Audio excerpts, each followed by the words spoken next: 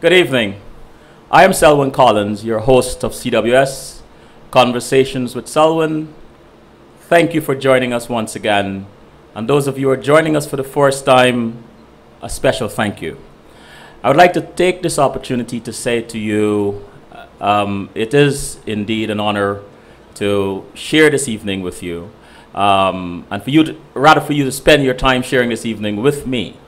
The goal of CWS is to have conversations with people about their journeys. How are they using their gifts and talents to help others? How are they making positive contribution to society, to humanity? And so I am always looking for ordinary people who are doing extraordinary things, or people doing things extraordinarily well. And in that search, I am usually hooked on success stories, but more importantly, stories of success stories that have challenges. I love to listen to people talk about their challenges, because there's no success without a challenge.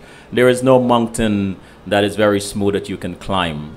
Challenges are there to make us stronger, not to be cruel to us, not to stop us, not to make us quit, but to make us stronger. A sword, as sharp as it is, it becomes sharp because something rough was rubbed against it.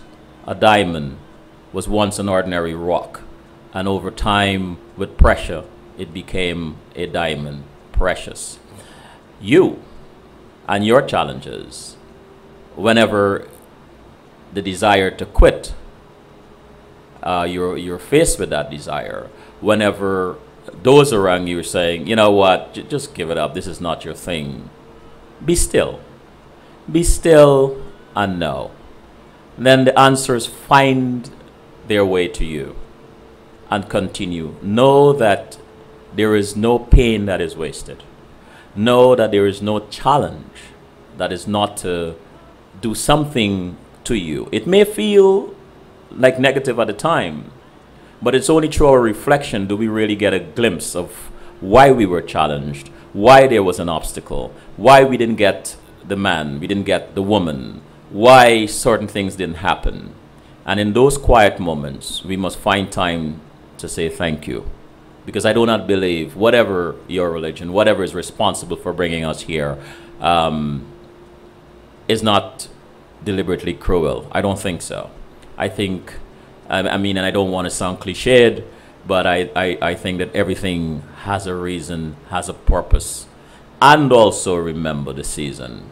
So there are times when those very close to us may leave, may walk away, and we lament, and sometimes we are caught in despair and we are hurt. That's our humanity. That's fine. It's your humanity. But know this. Perhaps, or consider this rather, perhaps the season is over. Let it be. Let them be, so you might be free. You know, when I think of humility, and when I think of letting things be, or when I think of being still, the analogy I often use when I'm explaining this to one of my nephews or my nieces, I think of a funnel. And it's abstract, of course, but you look at a funnel, there is this narrow stem, and then there's this wide area. And the wide area grabs everything first. And the narrow stem seems like it is insignificant. But the interesting thing is that eventually everything flows there. And to me, that is what stillness does. Your stillness, our stillness is like that narrow stem. Eventually, the answers flow there. Be patient. It is important. Anyway, again, thank you. Tonight I have a very special guest, Glenda Perreira. I'll take a break first and then introduce you to Miss Glenda Perreira. Again, those of you who are joining us for the first time, thank you. I anticipate a very exciting and very informative and enlightening evening. Thank you. A child should be seen. A child should be heard. A child should believe you when you give your word. A child is a treasure we should never ever spend. A child is a teacher. A child is a friend. Now I leave you with a message of peace and love. A child is a blessing from the Father up above. Oh, who speaks for the children? Who gives them a voice? Who stands up for the children? Who gives the children a choice? Who? Tell me who? Tell me who? The child should be free.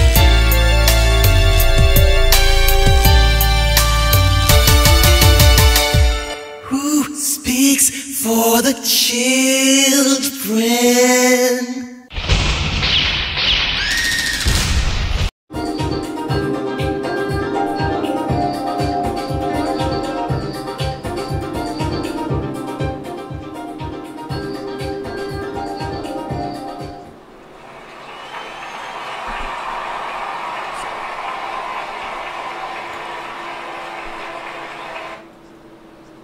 We are back, and thank you for joining us. Those of you who are joining us for the first time, I'm your host, Selwyn Collins of CWS Conversations with Selwyn.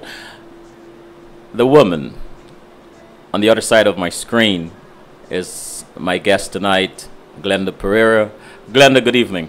Good evening, everyone. How are you? Oh, great. I'm glad to hear that. Great. You look great. Thank you. So do you. Well, thank you. Thank you so very much. First of all, welcome to CWS. It's a pleasure. Right? It's a pleasure. And thanks for coming. I'm just going to hit part of your bio for a little bit, and then we're going to get into it. You know, BSA, Computer Information Technology, Baruch College, MBA, Management Information Technology, Long Island University, PhD candidate, Leadership and Organizational Change, Walden University. Glenda Perreira is currently an IT instructor with CUNY Graduate Center. She worked for over 20 years as a system analyst with Info Crossing, Wipro, New York, New York. Her expertise in software development, training and implementation of a healthcare, EHR billing and payroll system as regulated by federal and city guidelines.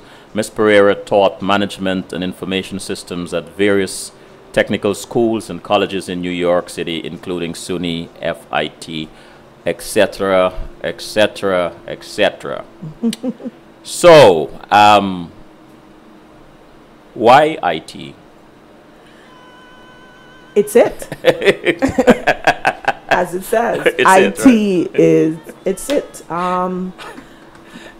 The truth of why IT, when I came to America almost 30 years ago, and my goal, you know, go to college, get a degree, and at the time everyone was talking about computers. And you have to remember 30 years ago, I mean, other than mainframe computers, I don't know anybody that really had a PC. Right. And I started college, and very fascinated with the curriculum.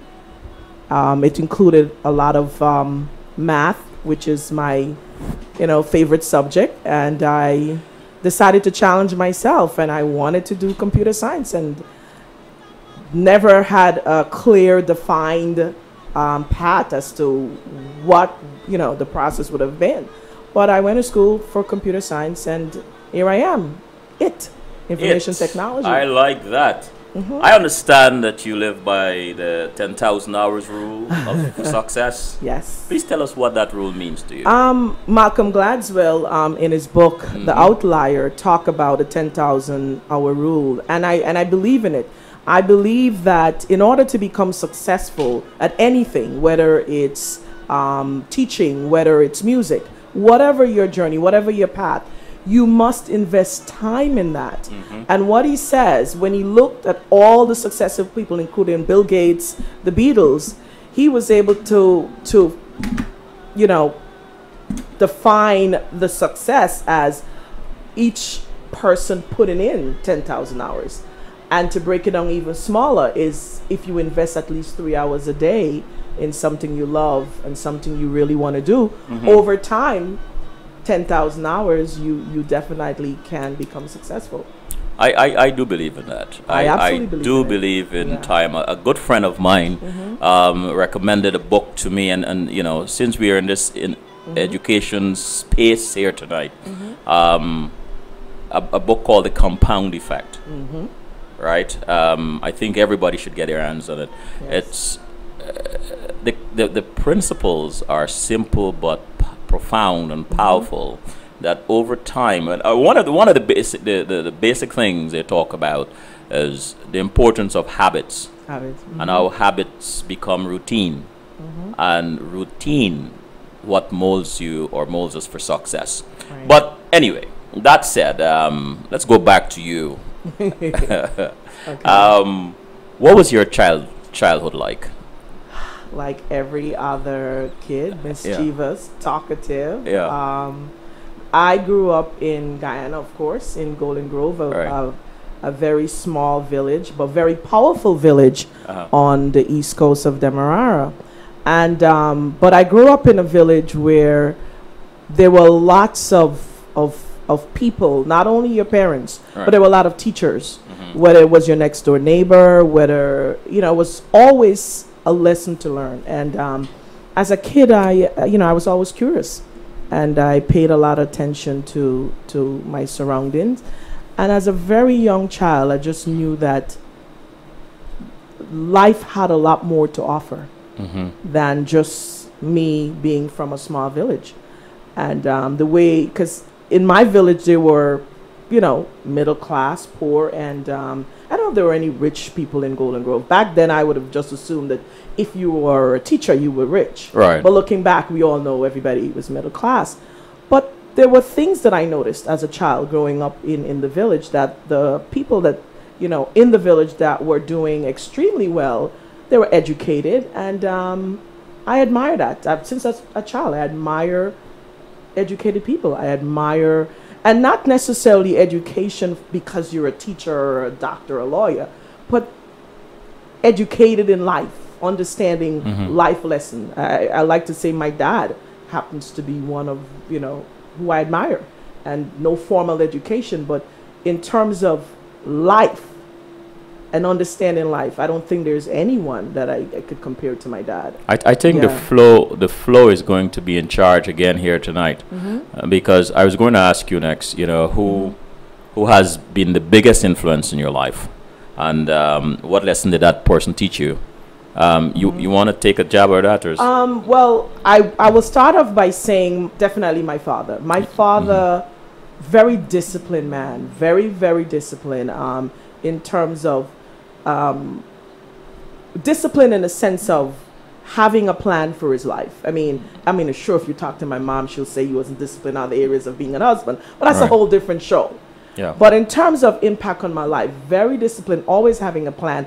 And my dad always had a little book, and he would write everything down. You know, all of his plans are always written down. To this day, my dad is 73, and he's always carrying a piece of paper or a notebook, and he's always writing down. And anything you would say to him, and he would write it down, and he would refer back to it 10, 20 years later, like, oh, this is what you said, or this is what you did. Every card you give to him, he still had them. He kept them in his attaché case. So for me, my dad is my role model and the most influence. And of course, I had the good fortune of having a godmother who I kind of grew up with, who's a teacher. And of course, I became a teacher. So I think she was also very influential in terms of her role in my life as a mother figure, and I would not exclude my mom also. My mom gave me strength. I mean, I would tell everybody, I am Imelda Simon Pereira's daughter, and if anybody from the village will tell you, don't mess with me, right? So I have that balance, you know, of knowing who I am because of the role models I had in my life. So what is the most important lesson you think your fathers taught you? The most important lesson: have a budget.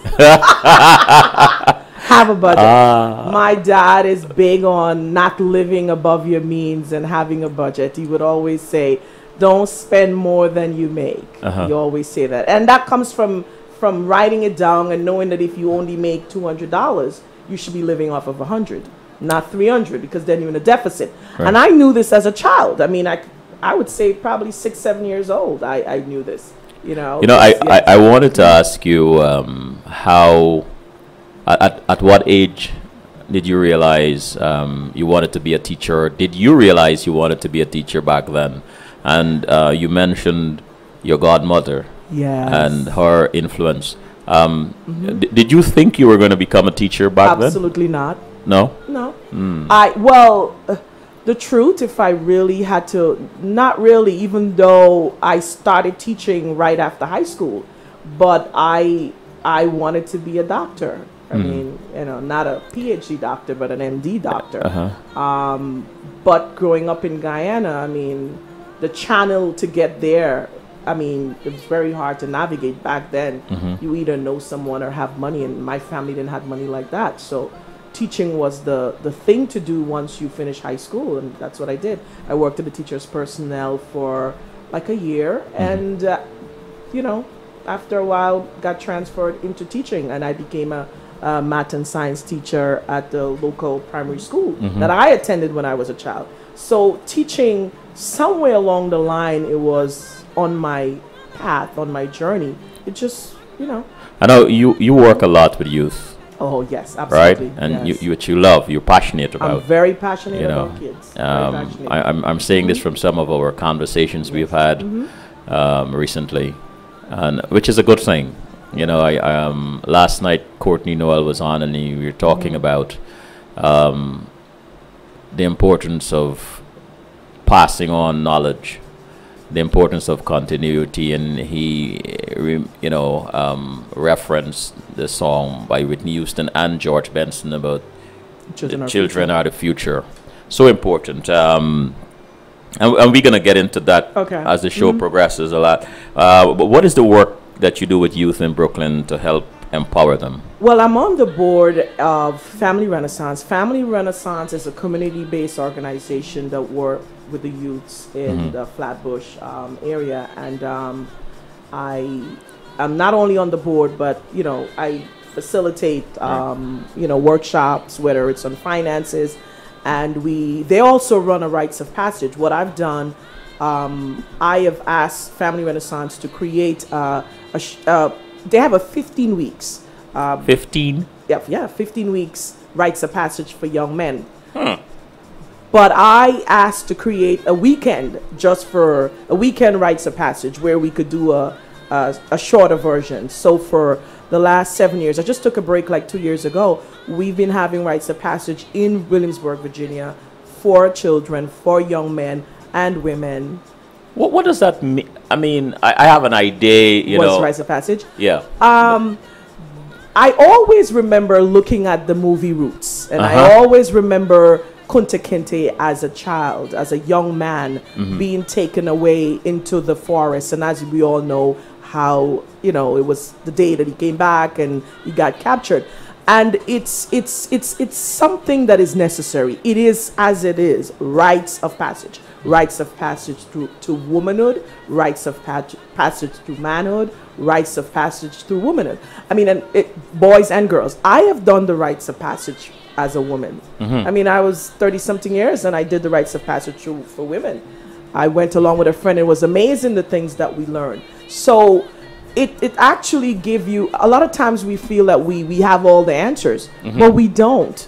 And sometimes it's important to have that guidance, whether as a young man or as a young woman or as an adult, how to really navigate and to get where you want to go, the trajectory of your life. It can really help by having, you know, some kind of structure. So the rites of passage, I would say it's adults, elders, defining and giving definitive guidelines for young men and it's needed, it's necessary in the community in the 21st century. And this happens when?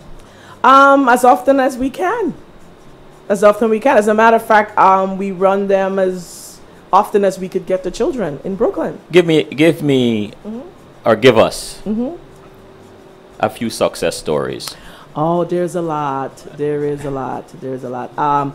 I'll start off by, I'll tell you something. I have to backtrack. In order to tell the success story, I have to tell you that going to school and getting education and being a part of corporate America, a lot of people are like, oh my goodness, Glenda, you're so lucky, you're so blessed. Because when I finished college with my bachelor's degree, I was making money that most people have never heard of.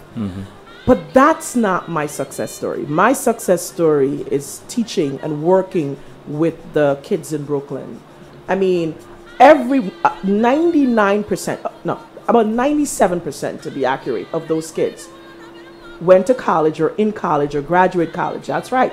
We, a few years ago, 2008, we took a group of young men through the rites of passage to Ghana, to Africa. And these were kids, these were boys that, you know, I mean, they're from Brooklyn. And I never forget coming back on the plane and the boys saying, oh my God, we're coming back to America. To me, Right. I know we're doing something right. We took them to Elmina Castle, where the slaves were actually housed and brought to, as you know, the story of slavery. And we took the kids there.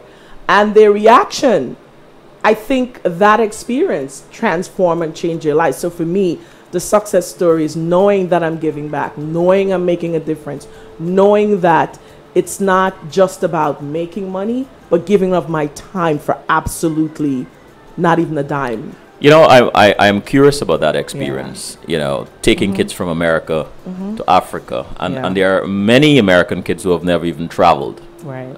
you know. And I've heard stories of some never even left their communities, per se. What was that experience like for you as a woman?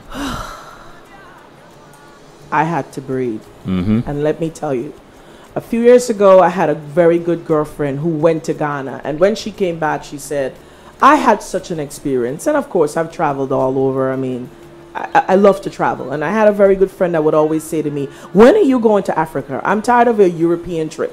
I'm tired of you in Italy and Paris and all that wonderful stuff. I said, I'll get to Africa. I will. I have to tell you, when that plane landed, but first we went to Morocco, and of course Morocco is Africa. For some of you who don't know, it is Africa, because people always associate like Morocco was someplace else. Right. It is Africa. And we had a great time in Morocco, but I remember when that plane landed in Ghana, I think it was like 3 o'clock in the morning, and I came off the plane, I just started to shake. And when the tour guide came to get us, and he said, Akwaba, which means welcome home, I burst into tears because I felt it in the core of my being that I was home, that I really was home. There was something about Ghana and being in Africa that was so magical that I cannot even put it into words. You have to experience it. And for me, the experience of going to the slave dungeon, knowing that my ancestors never had a chance to come back through the door of no return, and I was able to walk through that door and come back in. It was such an experience. My life was changed, transformed. I'm not the same person since I came back from Ghana. It was such an experience. Will you do this again? Of course, we're planning another trip. We are. We are planning another trip. We're planning another trip. As a matter of fact, we met on Monday, and our goal is to travel to Africa every year, and we're planning on taking kids. We want kids to experience that whole piece on cultures. You know, culture is very important to how your life turn out. I mean, we're sitting here as two Guyanese for a reason. Right. The fact that we're from such a strong culture. I mean, and we're taking it for granted. Most of us take it for granted that, I was just born in Ghana. But no, we were born into a very rich cultural society. And it's evident in our lives. You know, where our kids don't have that same experience. Most of them being raised here in America. It's interesting that you said that, because I had this conversation with a friend recently that those of us who were born, I call us the independence babies. Yeah. The 60s, the 70s, we were fortunate. We were. I'm glad that I was born in that Me too. era, Me too. and had the privilege to not necessarily meet, but to have known some great leaders Yeah. in Guyana and the Caribbean, brilliant minds. But more importantly, the culture, the ethos of our society, that we could have walked the streets late at night without fear and all those, you know. Absolutely. And I don't want to take away from your point, but to amplify and underscore it, what you're saying is that we were born into a rich culture, Very rich and culture. that is Very important. rich I culture. want to jump to the chat room before it gets too full. I see Ash saying, "Good night, my friend. I'm so proud to view his show with this guest." And yes, as she said, very good. Thank you, Ash. GP, looking great. So proud of you. Love you, my sister. Two of my favorite people to enjoy here tonight. Profound book, that is. Speak up a little, GP. Okay. And Ash, love that man like my own father. He is definite in how he thinks also. Mom is beautiful to always enjoy them, your parents. And Ash, yes, Family Renaissance, great group. Support this group. They serve our community well and have been doing it for almost 30 years in Flatbush, Brooklyn, and paying it forward with Famaran, Ash, Ghana, equal roots. That's right. Right? Yes, yes. Ghana, equal roots. Let's take a quick break. Okay, sure. And it's a good time to take a break. And let's just do this.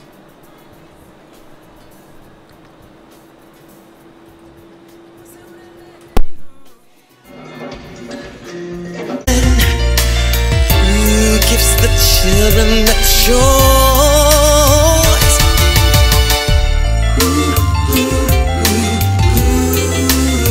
Tell me who? Tell me who? The child should be free.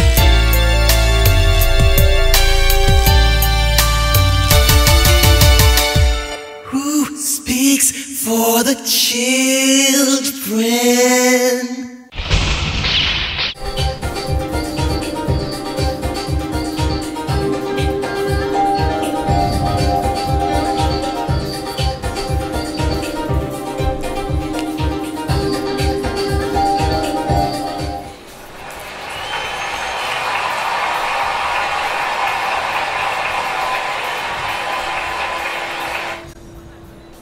We are back. And I am especially excited tonight because whenever there's talk about Africa and talk about rites of passage and talk about visiting the land and going back through the door of no return, there's something that stirs in me and I get excited. So I want to explore this just a little bit more, you know. The young men. Yes. Was there any particular? Can you tell us of any particular experience you one of them had that they shared with you, the young people? I think the one that I know of is one of the young men that when he came back from Africa, he had to write a book report, and at the time I would volunteer in the evenings. I would just go to Family Renaissance after work and just sit, and all the kids would be there, and he would just, he was writing his book report after the trip, and he wanted me to read it, and he wanted me to share. And I remember the thing that I remember in his book report is having to come back to America so that he was a minority. Oh yeah, this was Really? 12. I think he was 13 at the time, and the boys really, I think they really connected with the experience of being in Africa, and all that we did. We visited, not only the fact that they were there, but they were able to dispel some of the myths and the lies that are told about Africa, especially here in the media. And when you get to Africa, you realize that most of it, and all of it, it's not true. It's a beautiful place to be in. Food is great. The people are wonderful. So being there, I think a lot of the boys were able to connect with themselves as black men, knowing that, you know, I mean, and my mind just went to Trayvon Martin. I don't know why, but, Go ahead. you know, my mind went to that. The fact that they're dealing with so much here because of the color of their skin. And that's the ignorance of you know, people not understanding how powerful we are as black people. And our black men need to know how powerful they are and not subject themselves to the nonsense of feeling inferior and less than. So I think that's what we open to capture, to give these young men and women the highest, allowing them to see and feel the highest of themselves. And the only how you could do that is through, you know, culture and education as it relates to culture. So that was something. I mean, just to watch them being there, and it was so amazing. I mean, I had a good time, but just to watch the boys, to me, that was, just to watch the boys. It was, just to watch the boys. It was fun to see them really, and knowing when they came back, their lives, you know, were changed, transformed. I think the young man that I read the book report, he decided that he didn't want to live. I think he's in Florida now. I mean, I hope he's not in the same place where Trayvon Martin was, but he's somewhere in Florida living with his sister because he wanted to be in a different environment. But it's a trip that I think, you know, I mean, even if you can't get to Africa, I think as West Indians, as Guyanese, as South Americans, as black people, we have to take our kids to places that they can relate to in terms of culture.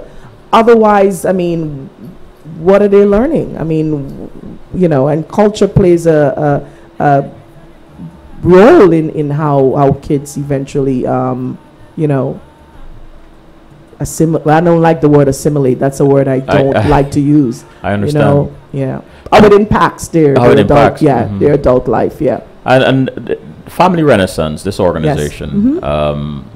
How did this collaboration, you know, how did this happen? Oh my God, as most of my life is kind of mystical. Yes. I mean, you would have to have a show so I can tell people how and I admire when you said not to quit, because I live my life from that principle, never to quit. And I've always allowed my life to flow, right? I've always allowed my life to flow. So I happen to flow, I would like to say flow into Family Renaissance, only to find out that one of the administrator went to high school with me, Lorraine Alkirk. We went to South Georgetown Secondary together. Someone told me about Family Renaissance, you know, someone who was my client, and said, oh, you know, they do great work in Brooklyn, you should visit. And when I went to Family Renaissance, she opened the door. Mystical, right? Mystical, so it's how it flows. Imagine that. Yeah. So I think it was divine order and purpose for me to be a part of Family Renaissance. Yeah. And please tell us about some of the successes you've seen with your youth program. My youth program that I stopped for a little while, but just having the kids outside of New York, just having the kids, because we go to a resort, Williamsburg, Powhatan Plantation, and it's a whole big thing. We do packages, we have workshops, and we allow the parents. I mean, there's a funny story of how we really branched off into the boys. I wanted to have a retreat for women only years ago, and my very good friend, Allison Skeet, the first retreat that we had, she brought her son and her stepson. And the boys were there and they had nothing to do. So all the adults, and we have spa, and the kids were like bored. And we're like, well, why not do something for the kids? Hence, we started the Rites of Passage for Young Men. But it was Allison who brought her son and her stepson to that retreat. And we decided we have to do something for the boys. It's so important to pay attention. You have to pay attention, because we were busy having our women's retreat, but we never thought of the kids. I mean, we're going to have the kids sitting in on our conversation. So they went and they played basketball and they did other stuff. We were like, but that's not fair. If we're going to have a retreat and parents are bringing their sons, then we should have something for the children. So we decided to have the Rites of Passage, a shorter version. Family Renaissance created a like a mini version just for the weekend for the boys and girls in Virginia. And how do you assure the youth that their voices are being heard? Well, that is something we must do. We have to listen. I mean, we have to listen. I mean, sometimes as adults, we're so sure we have all the answers, and we don't. Creating a safe space, a space that they know that that there's confidentiality, that whatever is discussed in the room, we don't, you're not taking it outside. Just being safe. And I want to share something. I had a young man, and I think it's Allison had promoted the event. I don't want to say I don't want it to be about me. Our event in Virginia, and I think a parent heard about it on a radio station and actually went to Family Renaissance with her son and signed up for her son to come to our weekend retreat. Let me fast forward. That kid was actually, I'm not going to call name for confidentiality, but that kid was involved in a shooting in Brooklyn. He's alive, but his best friend died. And I remember, I haven't seen him for a while, and they had an event, and that kid was sitting there. And he came, and I was sitting on the chair, and he came and he pulled his chair, and he sat close to me, and I said, I haven't seen you in a while. Like, I knew what had happened, and I just wanted him to open up. And he started talking to me. His mother was sitting like a couple chairs away, and she was just staring. And he just pouring out, and he told me what happened and how he felt being in the park, and his friend died. And I said to him, I'm so glad that you're okay and you're doing well and you're back with Family Renaissance. Later on the night, the mom came to me and she said, Elder Glenda, I have to say something to you. She said, I cannot believe it's the first time I'm hearing what happened in the park, because my son never told me, but he told you. I know I'm doing something right. I know we're doing something right.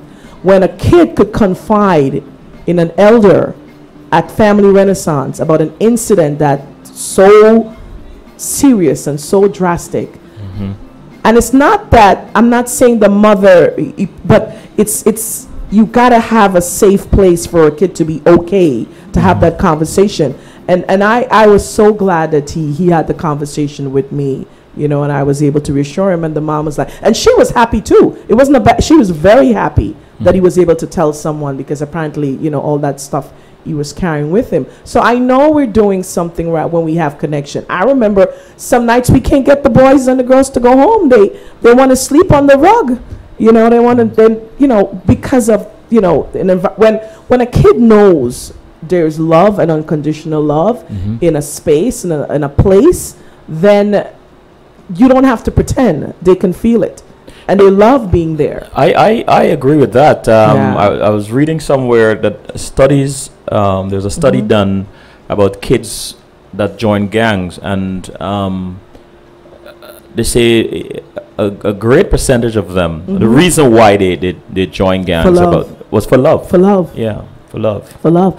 A few weeks ago, they had an event again at Family Renaissance, because I'm telling you, I'm talking more about Family Renaissance, which is great, and I'm glad I'm doing that, because I want the Brooklyn community to know that they have a safe haven in Brooklyn. They have a place they can go, because not only are we doing the rites of passage for young men, they've also created workshops for parents. So they have parenting workshop. I went to the parenting workshop. I got a certificate when it first started, and they're doing amazing. And I had to tell a friend once, you could have your kids stay with me. I have a parenting certificate. Well, they couldn't stop laughing because I had a parenting certificate. And they said, only you would have a parenting certificate, Glenda. Why don't you just go have some kids? And then you don't need a certificate. But I wasn't offended. I really wasn't, because I think I'm a great parent. Right. And I have the certificate to prove it. So not only are they working with the kids, because you can work with kids, but what about the parents? If the kids are going back to the same environment and the same condition, then the cycle gets repeated. Yes. Why not work with the parents and I don't like the word better, because that means there's a problem, to guide them and give them tools of parenting that they might not be aware of. It's not that you have, they are bad parents. I don't believe they're bad parents. I believe they're parents that don't know any better. So if we can provide the tools and things to help people to work with their children, so that someone don't feel like, oh, I'm a bad parent. You just don't know any better. So we're running the rites of passage and the parenting classes for, of course, for the parent. So what I was saying, a few weeks ago, I had to speak to the men that graduated, and they called and said, oh, could you talk to the men? And I decided to talk to the men about the sacred contract they have as parent, as a father to their children, right? So it's not that it's not just about having a child. It's about the contract. And it has you don't have to have the best relationship with the mother, but you got to have the best relationship for the child. And in doing that, you must have a relationship with the mom. So it is sacred, So I want people to know they do have a place in Brooklyn that they can go, whatever you're dealing with, whether it's, we do it all. There's therapy, there is big brothers, there's big sisters, there is mentoring, there is whatever you need. I'm sitting here listening to you, and I'm caught up in the excitement and the positive energy, and I'm saying to myself that Family Renaissance has a great ambassador in you. Oh. Right? Yeah. A very, very great ambassador in you, because I've learned things here tonight that I didn't know before. Thank you. And that's a good thing. Yeah. We should be ambassadors for whatever we do or whatever place, wherever we work. I think that's important.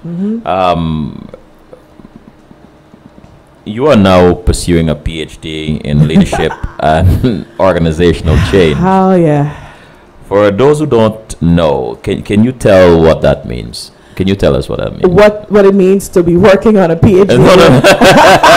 Well, it means organizational change. Well, let me tell you why I did that. Because as you know, we started off talking about information technology, and most people assume when I said, "Oh, I'm working on a doctorate," and I started in 2006, they said, "Oh, you're doing computer science?" I said, "Absolutely not. My left side of my brain is very tired. I want to have a whole brain." And in having a whole brain and a whole mind and utilize it to the fullest capacity, I wanted to do something different, and I wanted to activate the right side of my brain. And that came about, I was in grad school, and I took one class called Organizational Behavior. I don't remember the professor's name. I knew he was from Canada. I knew he made such an impact in my life, and I knew I was going for a PhD. I wanted a PhD in organizational behavior. I couldn't find one. But that's not true. I did. I found organizational behavior at Rutgers.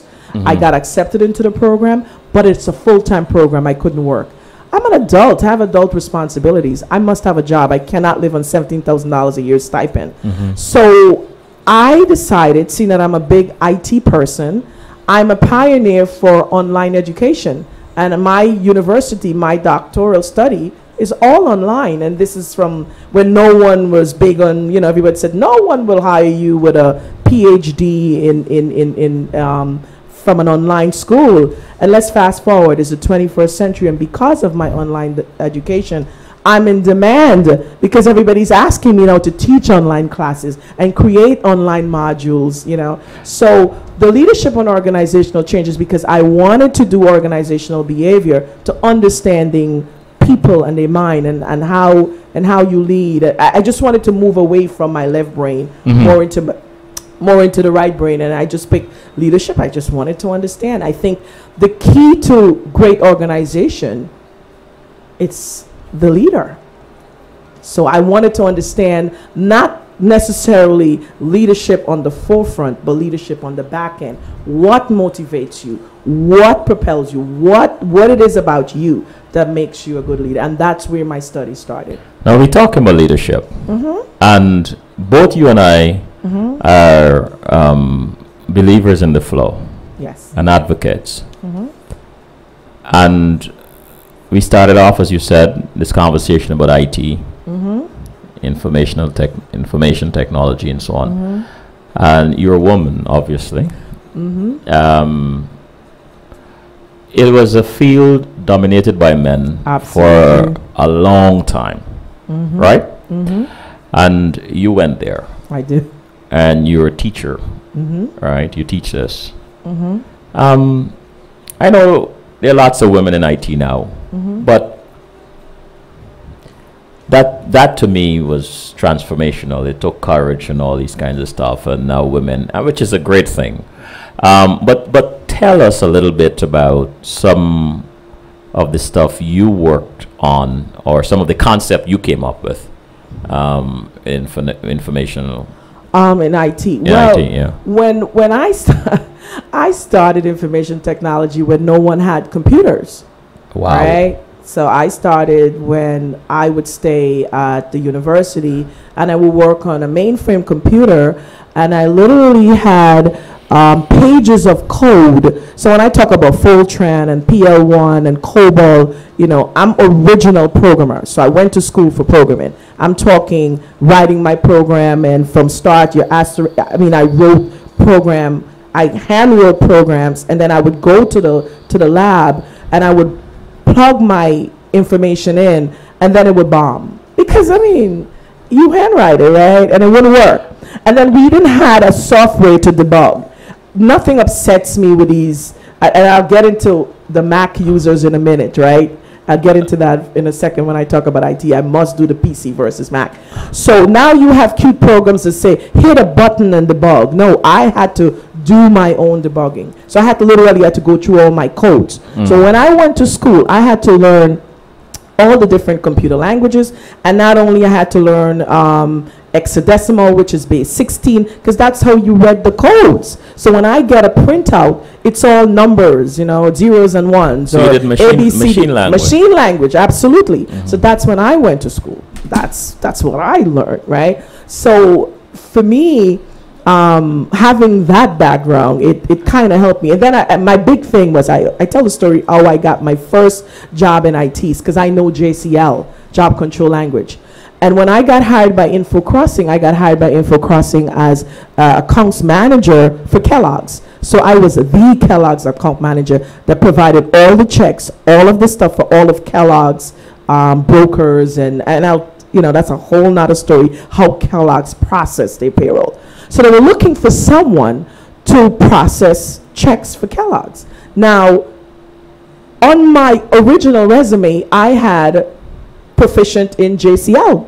And I was proficient in JCL, because in order to write languages, COBOL languages, you had to know JCL. So I went in and the guy looked at me, of course, young, you know, said, you know JCL? And I was like, yes.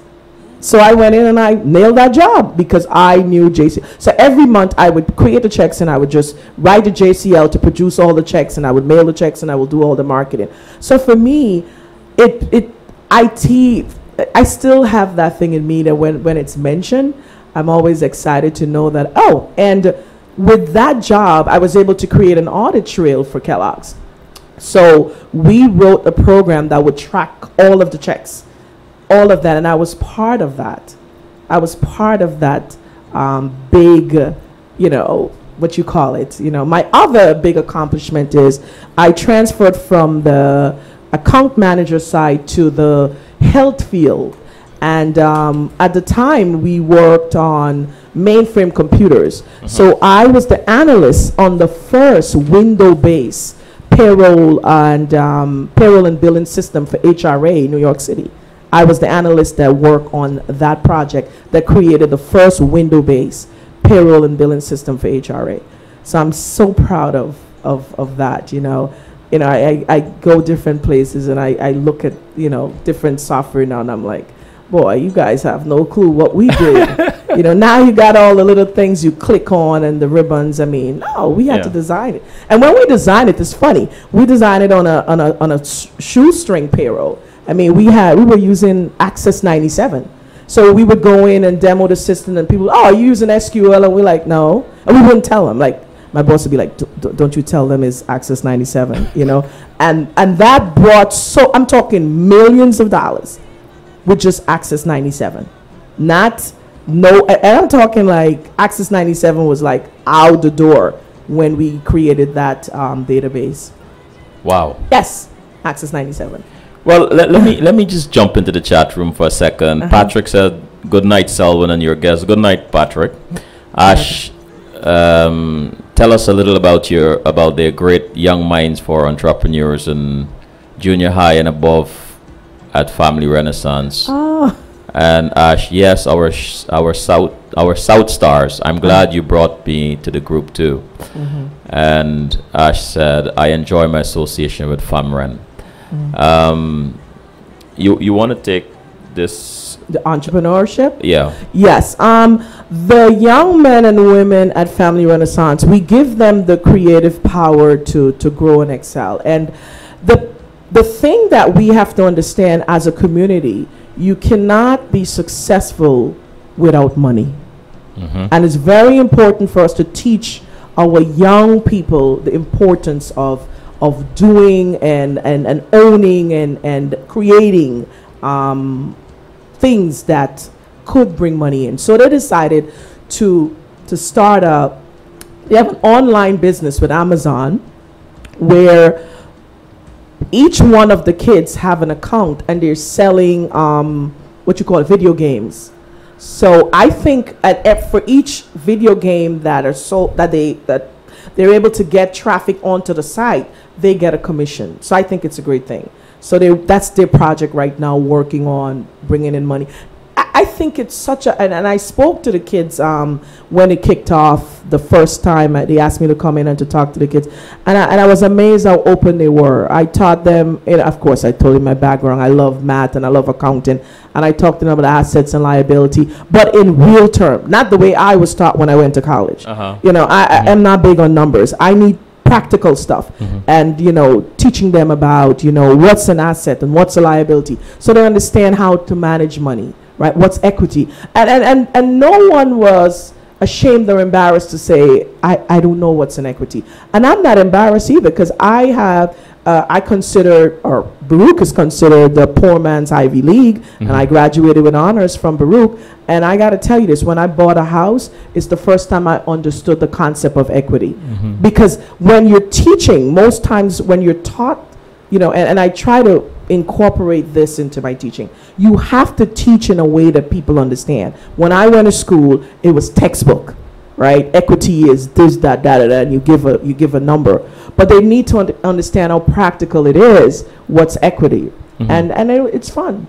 The fact that we're able to teach them, and they all smiles when you're done, you know. You have a board and they know which is an asset, and you play a little game like, take all the stuff that you think, a car and car note, and tell me if it's an asset or a liability, a mortgage and all that kind of stuff. And they just had fun doing it. But because it was practical, I think they get it.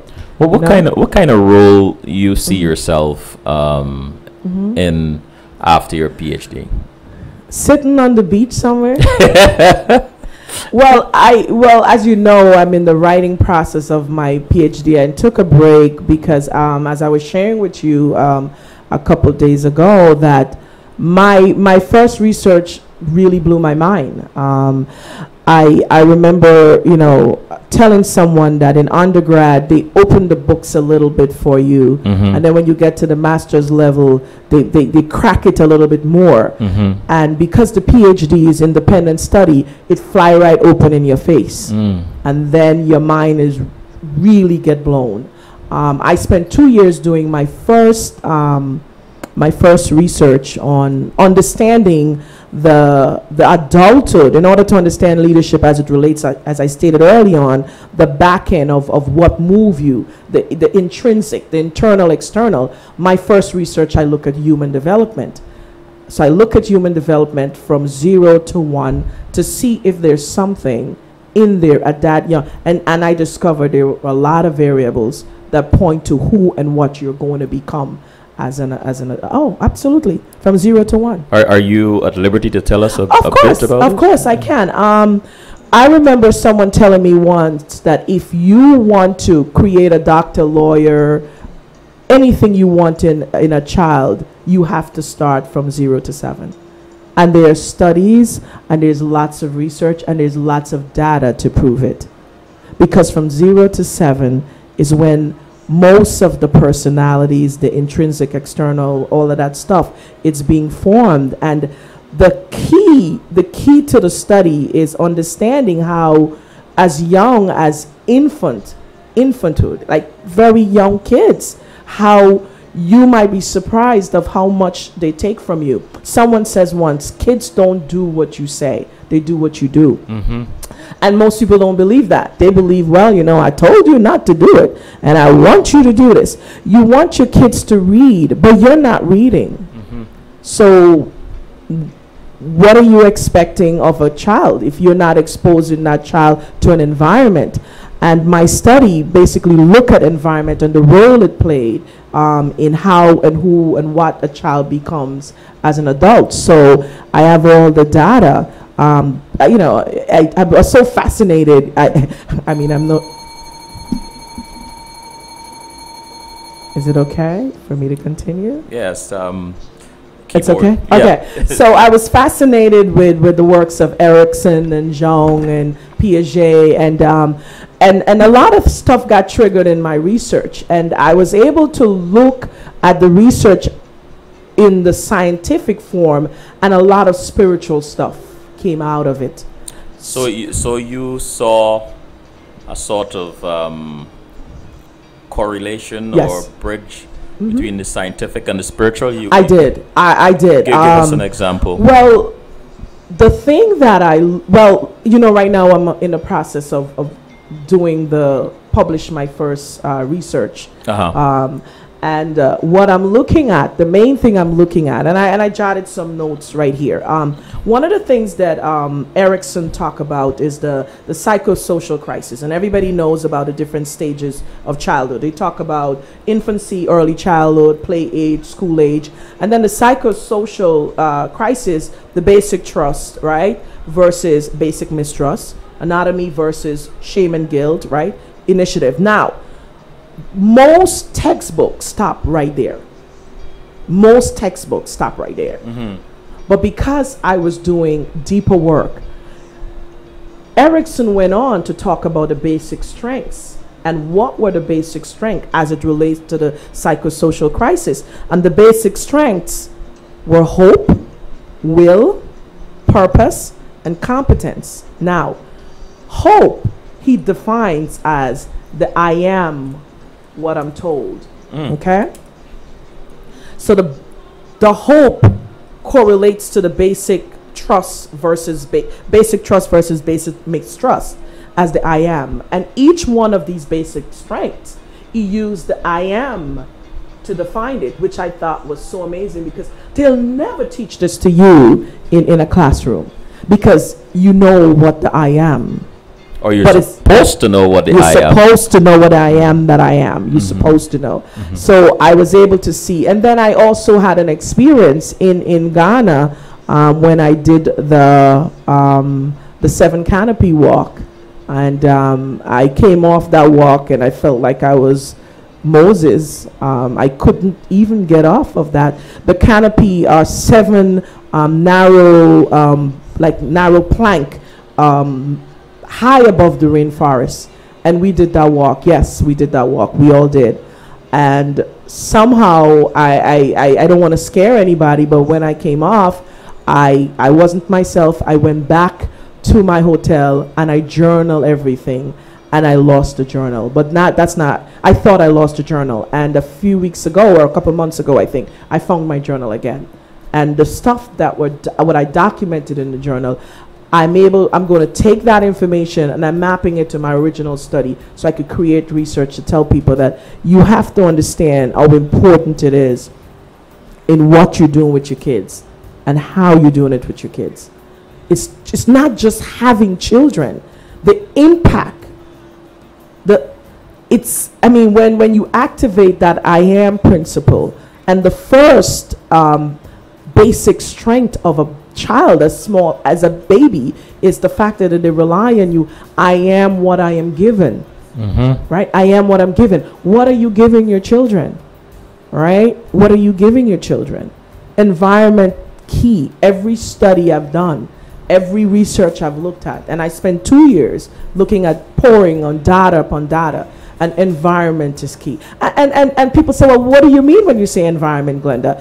I mean, like, not only, and I go to and I hope I'm not losing people when I talk about the chakra, the fact that we have the 7 chakras, which are the energy fields in our body, and the first chakra, it's also the basic needs, because the first chakra, it is, feed, clothe, and out yourself. Maslow need of hierarchy also talks about that, the self-actualization, and the base, just like the chakra, is to feed, clothes, and house yourself. So if you're only doing that much with your kids, then how does that kid get to elevate to self-actualization, right?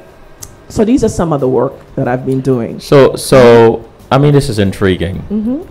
So there are correlations. They are.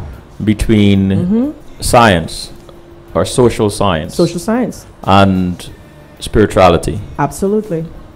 And I can imagine how fascinating it is when you know, I mean, knowing that is there, understanding that there is some correlation, but when you see it, when you see it explained, because a lot of people I find can only relate to things when it's theorized. Right. Right? Yeah. Because that's how you've been conditioned. Yes, exactly. Yeah. You know, so just tell them, look, when you understand the I am principle and you say I am and you understand it, then you have access to a lot of things, a lot of power, a lot of energy. Yeah. People can't, it's difficult for people to grasp that kind of stuff. Well, but when you were able to, to teach them or show them in this kind of when I map it, right? When you map it, when I map then it, it's and someone asked me once, and I don't want to offend anyone because I know your listening audience have, you know, we are as Black people religious, spiritual people. Someone asked me once, like, what's the problem with the the Black race, and I you know, I sometimes say what I feel, and I said the church. And a lot of people get offended, and I had to break it down. I am not talking about the church, the body of Christ, the Christ within you. So let's clear that. Don't call in saying I'm blasting the church. I am talking about people going to the building and not understanding who they are as an individual and the Christ and the God in them.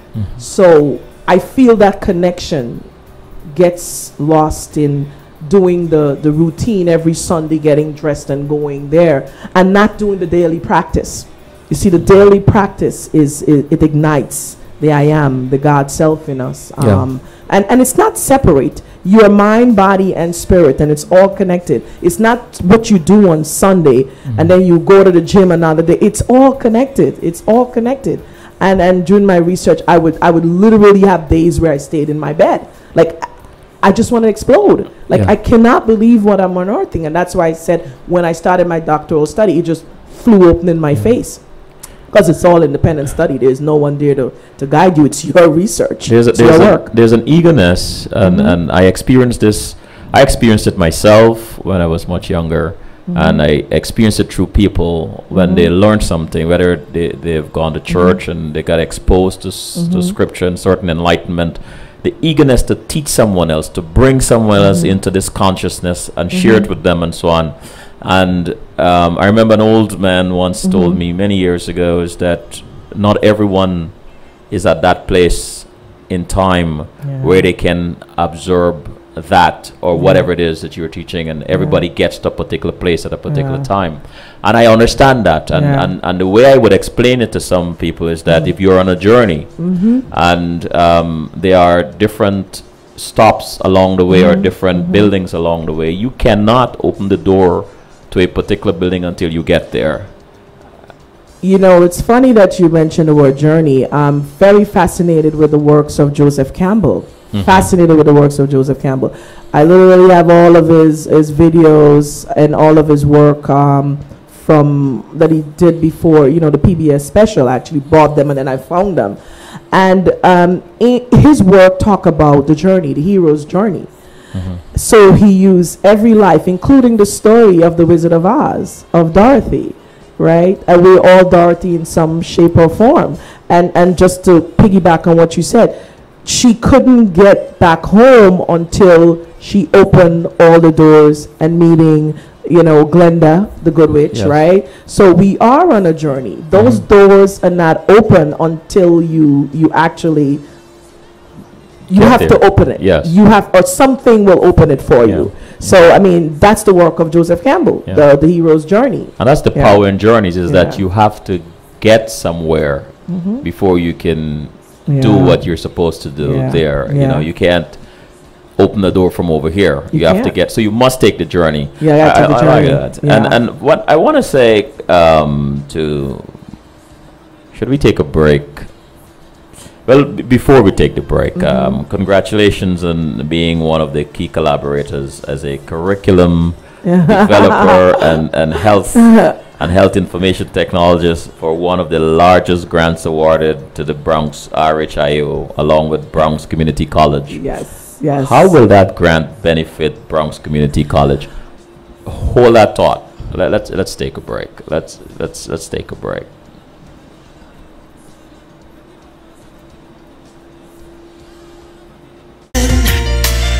Who gives the children a choice?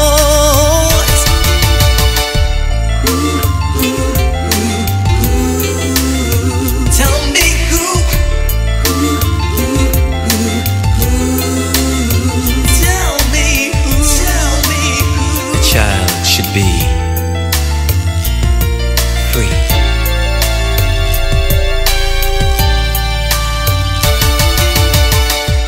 Who speaks for the children?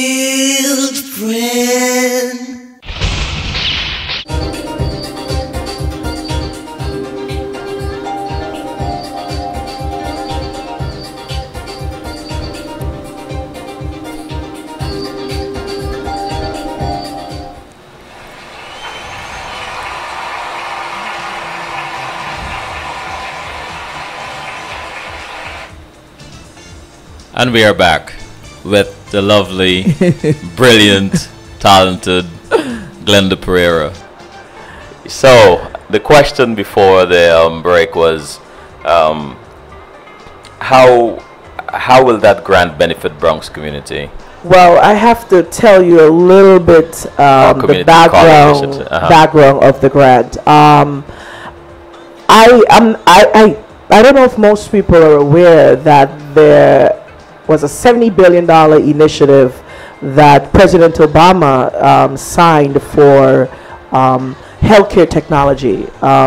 It's an initiative that's merging the healthcare field and technology. So it's important that if you're in IT, they're providing different courses, classes, certification in healthcare, and the same goes for healthcare workers to become, more proficient in IT, and that's because of EHR, electronic health record. They want all the hospitals to be unified, using the same system. Now, I worked on a grant previously at Bronx Community College where we certified every people that came in health technology, and then they got another grant awarded, which $21 million grant. Yeah, it was $21 million. The grant that I'm on right now got awarded to Bronx Rio in collaboration with Bronx Community College, and it's on informatics.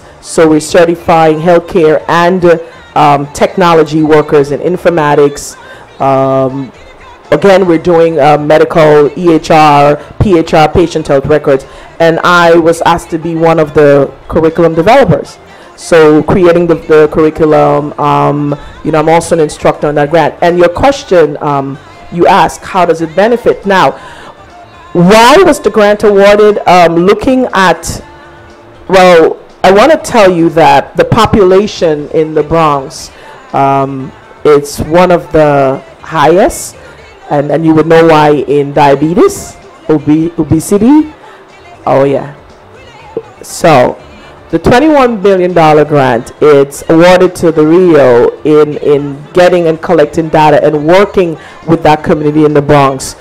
And what the federal government is hoping by awarding that grant is that we will provide data and provide information of how to reduce the numbers of people. So in other words, the whole change from doctors doing just individual care to more public health initiative, we're hoping that we could collect data to not change one at a time, but a mass. Because if this the study, and I'm sure it's going to prove, the measurements are going to give great outcome, then it can be duplicated around the country. Gotcha. So even though we're being given $21 million, the federal government is hoping that we save $15 million by providing the care and the work in the Bronx. So it definitely, I mean, I hope it's duplicated in Brooklyn, but as of now, Bronx Community College is the one that's working with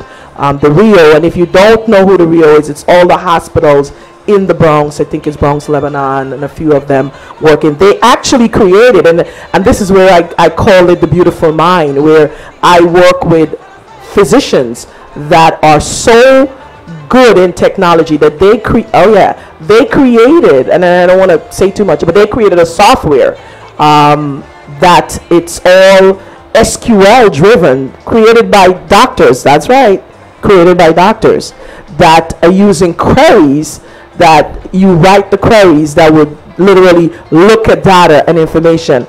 All doctors, MD. I call it a beautiful mind. That's beautiful. The fact that the left brain and the right brain, it's a whole mind, as Daniel Pink said in his book, we need to have a whole mind in the 21st century. So that's the thing, just being able, and I like, and for me, as you know, I no longer have a full-time position. Even though I work at the grad center as an IT instructor, it's not a full-time position. I mean, it's full-time because I'm in the union in a way, but it's part-time for me because I only go in 2 days a week. Because I like community work. I love being a part of community work. To me, the intrinsic value and what I gain from doing community work is so much better than all the money I made in corporate America. And I'm telling you, I have to tell you, so far, you know, they say do what you love, the money will follow. It's following, because even though it's part-time, it's matching my corporate even more. What I made in corporate America. So for anybody out there that doubt themselves, I mean, I'm not telling you to do like me and give up your full-time position. And I didn't give up my full-time position. They sold that software to a company in India. They sold our software to a company in India. We were shares in the company, so we all got paid, and you know, the company was sold. But anyway, so for me, the community-based work, I find it suits my life and where I am right now. Much better than just going back and sitting on Wall Street in a corporate office. I am so no longer that child. So I don't, you know, I love the fact that the work I do in the Bronx, the work I do in Brooklyn, the work that I do at Metropolitan College, you know, I also, teach IT there also. I mean, I teach online and sometimes I teach in classroom. I love the work because I love the fact that those universities are working with underprivileged kids in the community. I know you mentioned my FIT, and I love FIT. Don't get me wrong, I'll be at FIT for the next 2 weeks working with their freshmen. But I love community-based work that's really helping the population that I am a part of and my family's a part of, and I was raised and I grew, and nothing against the other population, but I love the fact that the work that I do are benefiting people that look like me. I'm going to shift gears a little bit here. Okay. And I'm going to take you on a trip. I mean, and sure. for those of you, I'm not talking about smoking and getting high or snorting. You're going to go on a trip. Psychedelic. Yeah. The Caribbean. Yes. Guyana. More importantly. Mm-hmm. As an IT person, as an experienced person, as a community, I should say architect. I mean, community work. Do a lot of community work. What, right off the bat, can you say to young people in Guyana or in the in the Caribbean that are considering IT, or what can you tell them about IT and the future? Well, here's what I would tell them. It's it. It's it. And the thing that and you know, it's so funny that you asked the question, because I was hoping to have the conversation with young people about information technology. And information technology is not your smartphone. It is not your Apple, your apps on your phone. It is not, that's not what it is. You have to, if you're getting into IT, IT has so many different avenues. And I mean, and so when you notice, it's either the software part, the networking part, application. You really have to apply yourself. It's not something you can just say, oh, you know, I'm just going to go and I'll do a little course. It's deeper than that. Yes. Because we have to start making things and owning things and being about things. The fact that we all on Facebook is because someone sat in his dorm Yes. at Harvard University, and because he was an introvert, he decided that he wanted, you know, virtual friends. Yes. You know, he did not want to go to the social shindig at you know, Harvard. He wanted to do it virtually. Let's fast forward. How much money did he make? Now, that's the kind of things I talk to my student about. I don't care whether you use a Mac, an Apple, a PC, but show me that you're making money. Show me that you understand software, that you understand hardware, that you understand things that are going to help the community, right? That we're going to create stuff that we're going to use and that we can leave for generations later. You know, the Bible says, right, and I'm quoting the Bible, yes, that you have to leave an inheritance for your children's children. What are we doing as a community that we're creating wealth? We're the biggest spenders, right? All we do is spend. We're not creating anything. So I would say to kids in the Caribbean, be creative. When you're playing on those apps, and I did say that to the other kids too, look and see if you could create an app of your own, right? Talk to Microsoft. Microsoft hosts, you know, I mean, and I think I got that information once someone sent it to me. Every summer, Microsoft runs workshop for young, bright entrepreneurs in Long Island. I got invitation once, and I couldn't find any kids to go because the parents weren't willing to drive the kids to Long Island, right? Wow. They weren't willing to drive the kids to Long Island. I mean, and that's the kind of things I'm talking about, that we don't invest in our kids. I don't want people to write in the ones that are investing. We're not talking to you. We're talking to the ones that think it's, you know, it's okay. You know, we'll send them to school and they'll be fine. It's a little bit more than just sending them to school and they'll be fine. So I would say to the kids in the Caribbean, or say to kids in Guyana, let's stop being users. Right? Let's start creating things. What can we do? What can we create? What app can we create? You know, I heard about an app created in Africa where there's surgery that can be done using cell phones. What are we doing? But we can only do that when we challenge the mind. I agree. When we challenge the brain. I agree. There are two young men that come to mind. Both are in Grenada. One Clevon, and there's another one, Chad. I forget their last name. Clevon, Noel, and Chad. When I tell you brilliant, I had the opportunity or the honor of working on a software with Chad. When I found out Chad's age, he was only in his early 20s. Wow. I was blown away. Brilliant.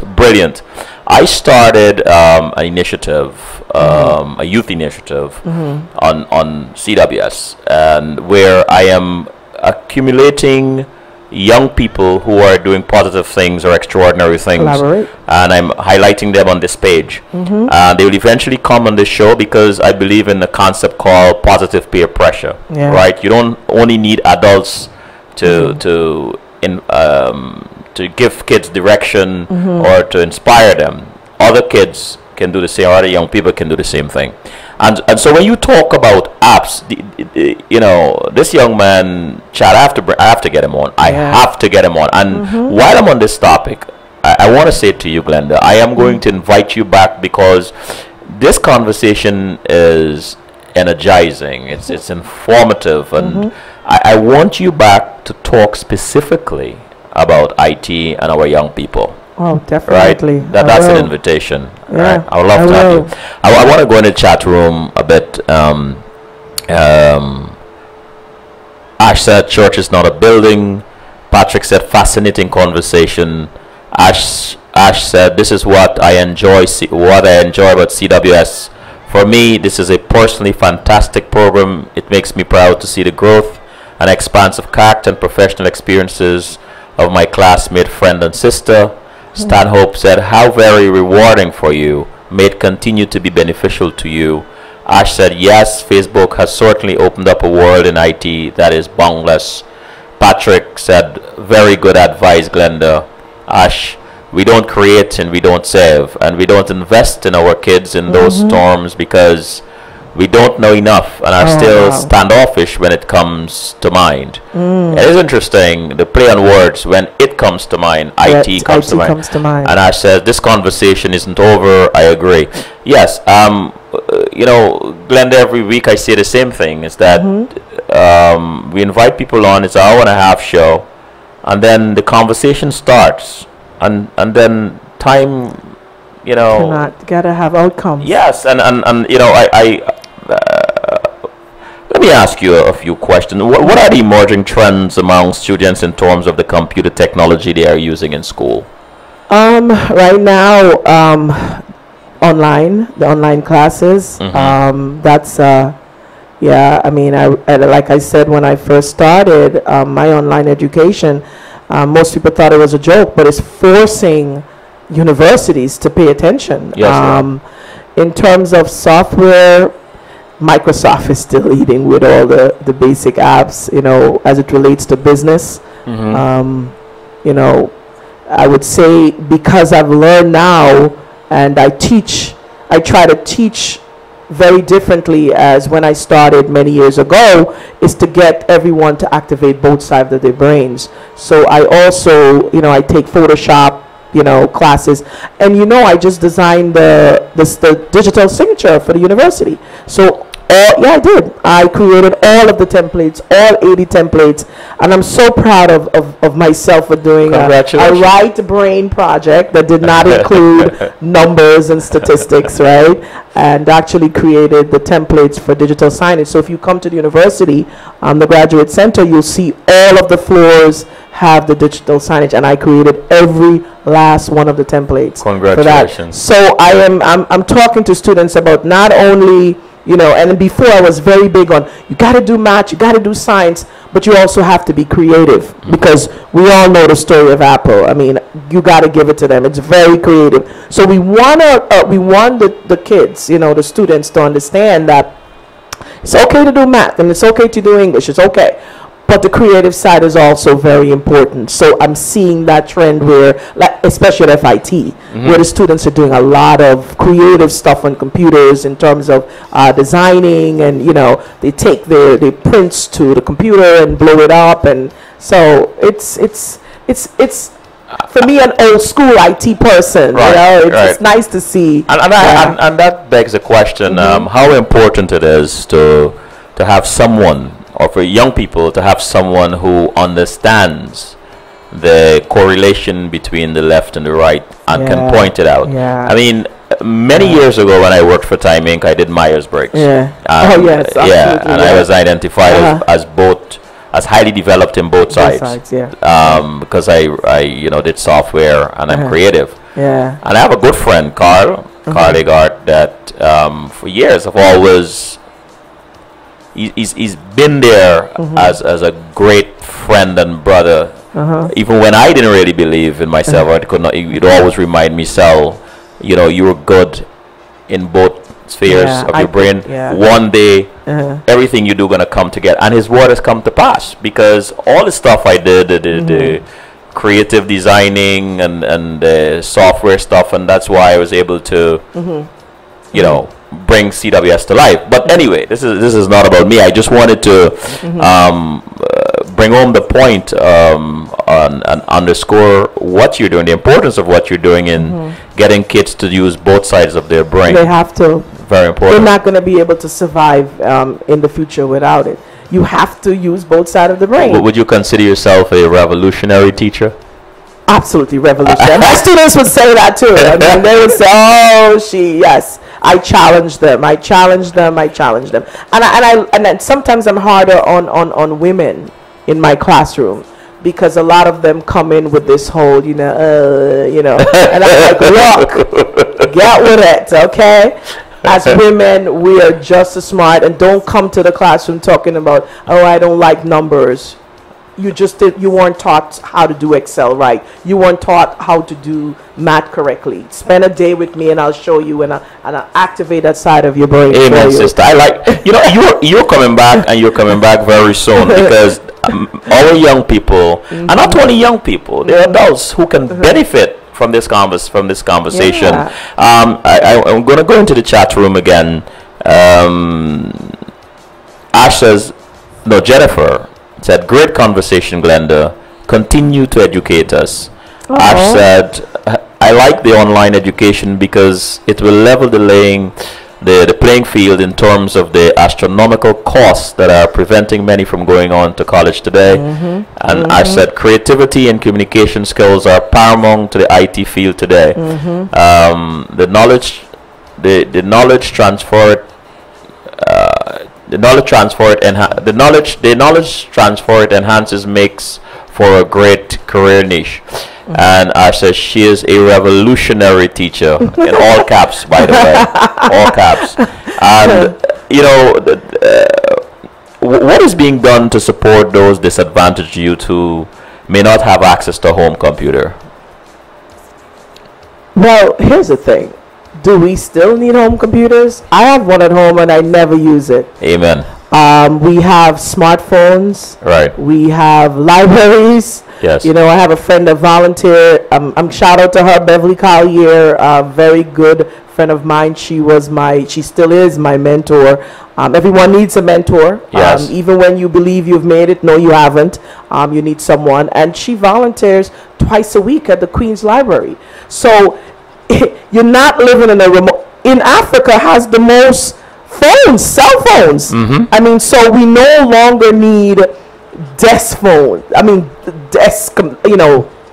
desktops. We no longer need to be tethered. No, we don't. You have ways. I sit on my phone all the time. I have everything on there. I mean, if my students are listening, most times I'm responding from my cell phone because when you send me an email or you post something online, I have it mapped straight to my phone and I could respond. And I have the software on my phone that I could log into my classroom. So, I mean, it's not an issue of not having. It's a issue of not trying, I think, because it's free. You could go to the library. There's software. It's just wanting to do it, So are they really disenfranchised or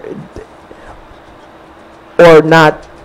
I want to ask you. I'm going to ask you a chicken and versus the egg question. What comes first?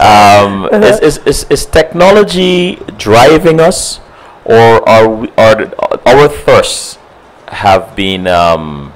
We've become more thirsty, and is it that our thirst drive technology? And hold on, there's a reason why I'm asking this question. I remember back in the day when, until to some degree today, people develop websites and develop web applications.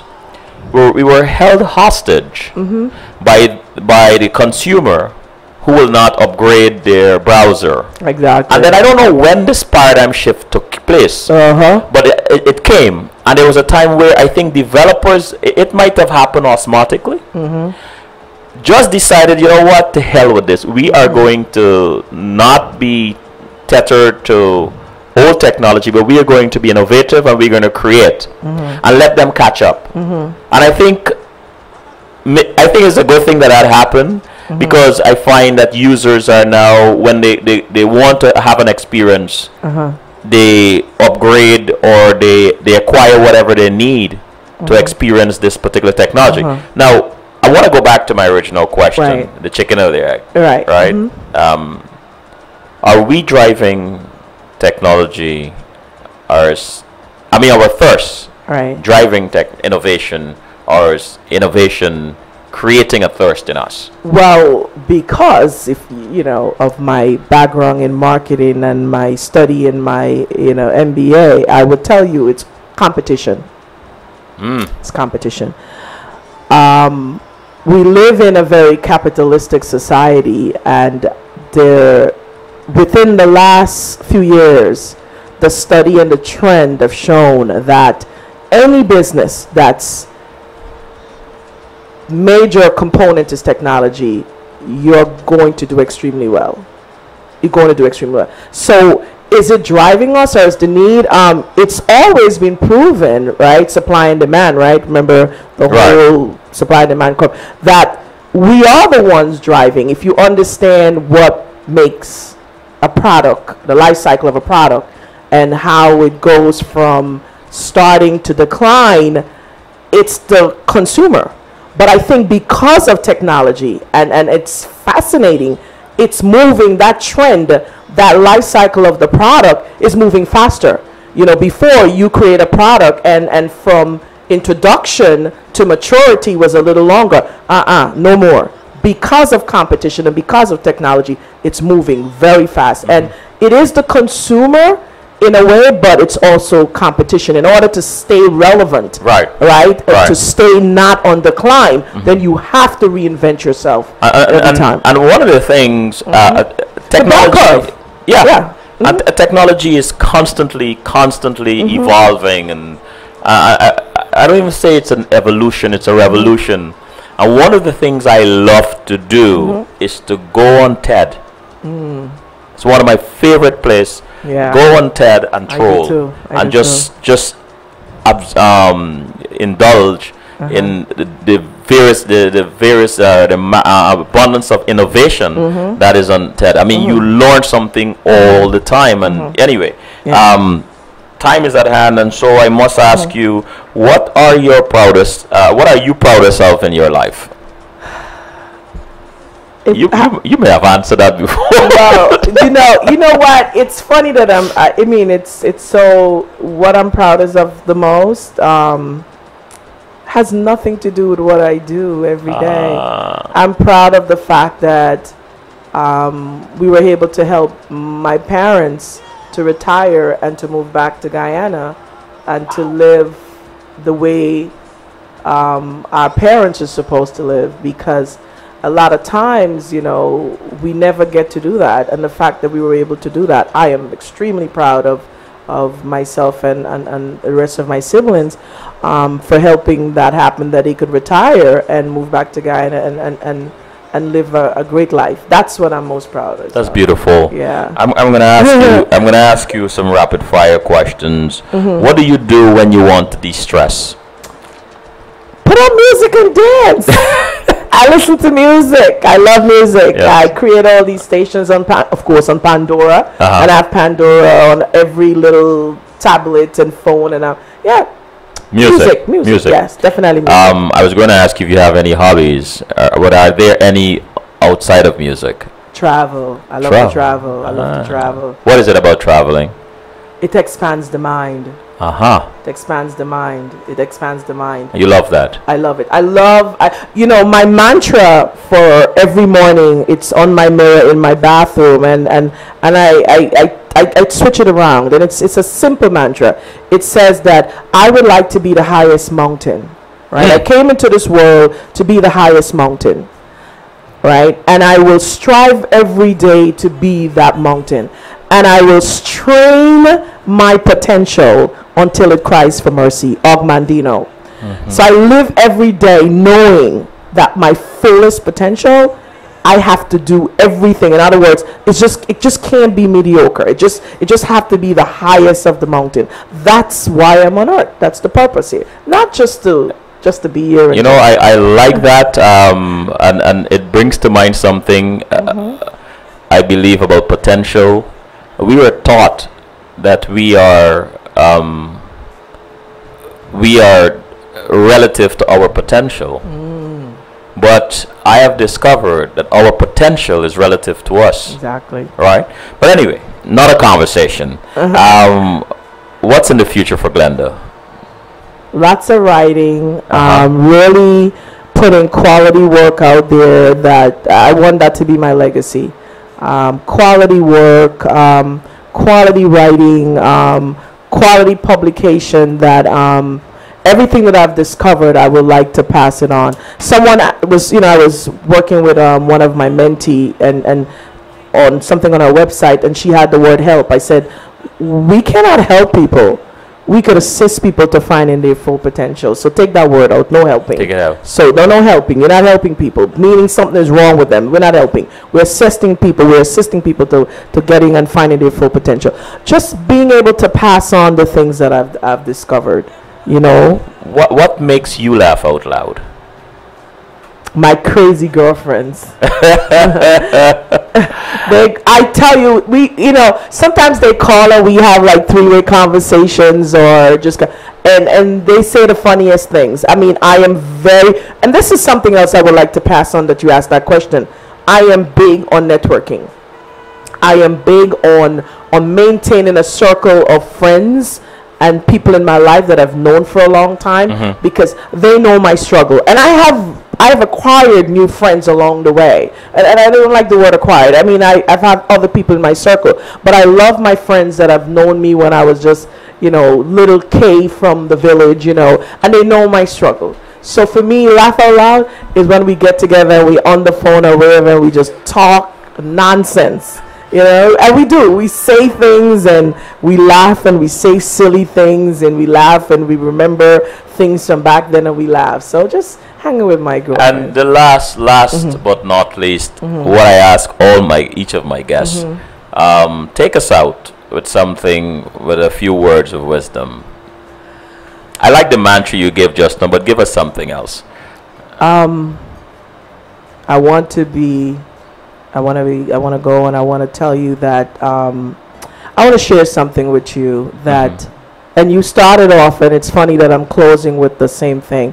My journey and my life, I mean, sitting here, being able to have this conversation, to me, I find it like an out-of-body experience, because I am not from a very traditional family, When I say traditional, my mom is not a doctor, my dad is not a doctor, my dad went to high school and he'll tell a story that he left because he found a job that was paying more money. So I'm not from a traditional family. And the fact that I'm sitting here having this conversation, it's just to show you how amazing life is, and just to trust the flow. And if you don't know what the flow is, find out what it is, because the people that you meet and the things that you do, the connections, everyone that you meet is someone that is bringing something. Even when you think it's bad, it's not. It's an experience. And for me to sit here and to have a conversation about IT and working with kids, I find it amazing. For a little girl from a little village, that I remember when I went to Georgia, I went to high school, and I would say, "Oh, I'm from Golden Grove." They're like, "Where is that?" Because it wasn't significant. It wasn't Buxton. It wasn't Pleasant. It was Golden Grove. And even though we had amazing people in the village, so the fact that I'm sitting here is the fact that I know there's a flow, and I know that you have to trust. You have to trust life and trust what it brings to you, and know that it all turned out for the best. The fact that I'm sitting there is because it turned out for the best. I'm so moved by what you said. Thank you. And it just, wow. It tells me that it is important for me to continue doing what I'm doing, and to invite people on the show to have a conversation. I want to thank you very much for coming.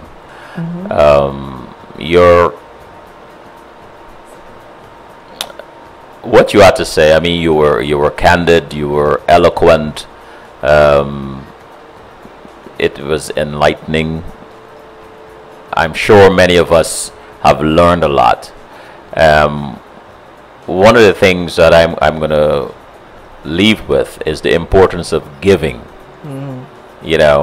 Someone said to me the other day, this talk about giving back, nobody's ever given me anything. And I at the time, I didn't want to get into the whole importance of giving and so on. So I said, well, instead of giving back, why don't you just give? That's right. Right? It opens doors. Just give. Right? Don't give with expectations. Don't give with conditions. Just give. And I want to leave tonight, close the show by talking about the importance of giving. Yes. Just give something. I agree. Give of your time, something. and something of value. I think that's important. I want to go into the chat room. I think Ash said, "Oh, South Georgetown girls." That's beautiful. Yeah. That is beautiful. And again, Glenda, thank you. You're welcome. And it was my so- pleasure. And as I said earlier, and I'm inviting you to come back on CWS, Anytime, we have to anytime. continue this conversation and speak specifically to technology, to young men. Several weeks ago, I had a panel of men here, and the conversation was based on fathers and sons. Wow. Very important. These men were the cast of a play called Too Late, written by my friend Nigel Bartow, showing off Broadway. But in that conversation, you had laughter, you had anger, you had tears, and that to me was very moving. Yeah. You know, and one of the things I plan on doing is having a series of those, because I think not our young women don't need it, but I think our young boys, Our young women need it. yes, too. Yeah, they right, do.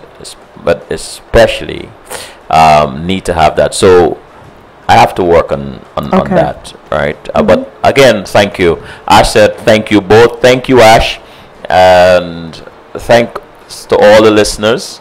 And once again, Glenda, thank you. You're And this is welcome. Selwyn Collins saying good night and God bless. Good night. A child should be heard. A child should believe you when you give it your word. A child is a treasure we should never ever spend. A child is a teacher. A child is a friend. Now I leave you with a message of peace and love. A child is a blessing from the Father up above.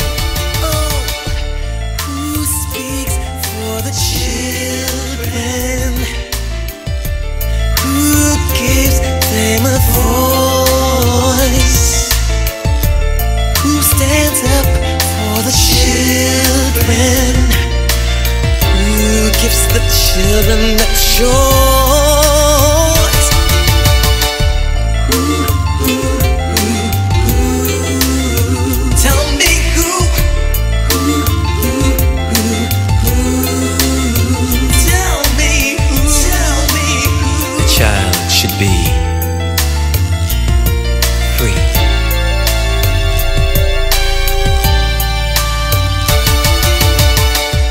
Who speaks for the children?